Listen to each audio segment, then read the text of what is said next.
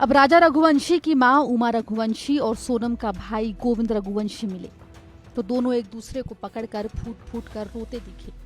गोविंद रघुवंशी अपनी बहन की करतूत से शर्मिंदा दिखा। वो माफी मांगता दिखा। कह रहा था कि उसे अपनी बहन पर बिल्कुल शक नहीं था क्योंकि वो तो राज कुशवाहा को मेरे साथ ही राखी बांधती थी। वो परमानेंटली हमेशा 24 घंटे सिर्फ दीदी दीदी बोलता था। ये कि उसके राज के जो घर वाले हैं, उसकी बहन माँ वगैरह, वो भी यही बयान दे रहे हैं, शायद मैंने जो मीडिया में सुना है, तो दीदी ही बोलता था। और दूसरा, राखी बांधते थे ये 3 साल से, और मेरे खुद घर में हम दोनों साथ में बैठ के राखी बंधवाई है। तो क्यों मारा राजा को? मुझे उसका आइडिया नहीं है साहब। जब गाजीपुर वो पहुंची, गाजीपुर में पहुंचने के बाद उसने सबसे पहला कॉल आपको किया। उस कॉल में उसने क्या बताया, क्योंकि लगातार इतने दिनों तक वो गायब थी, पहला कॉल आपको गया गाजीपुर से, क्या बातचीत की, क्या उसने अपराध कबूला था तब? नहीं, उस समय वो सिर्फ रो रही थी, फूट फूट के रो रही थी कि भैया मैं यहाँ पे हूँ और ढाबे पे हूँ। मैंने वो ढाबे वाले से बात करी, उससे बात नहीं करी। मैंने ढाबे वाले से बात करी कि भैया इस केस को तुम सिर्फ सोनम रघुवंशी गूगल पे लिखोगे, पूरा केस खुल जाएगा, आप सिर्फ इसको नजदीकी थाने में भिजवा दो।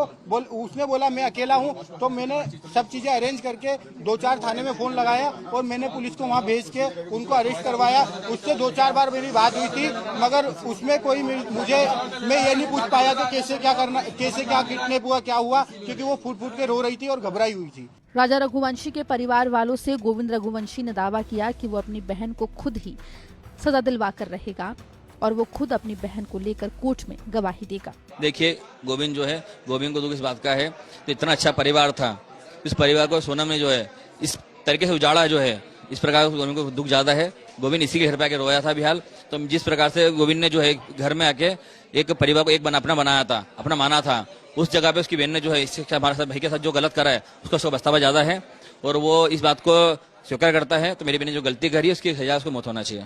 फिलहाल राजा रघुवंशी की हत्या में सोनम का नाम आने के बाद से अब तरह तरह की अटकलें चल रही हैं, लेकिन सोनम के भाई ने सफाई देते हुए कहा कि उसके परिवार को सोनम की प्लानिंग के बारे में बिल्कुल पता नहीं था। अगर पता होता तो फिर ऐसा हुआ ही नहीं होता। इंदौर से धर्मेंद्र कुमार शर्मा की रिपोर्ट, MP तक।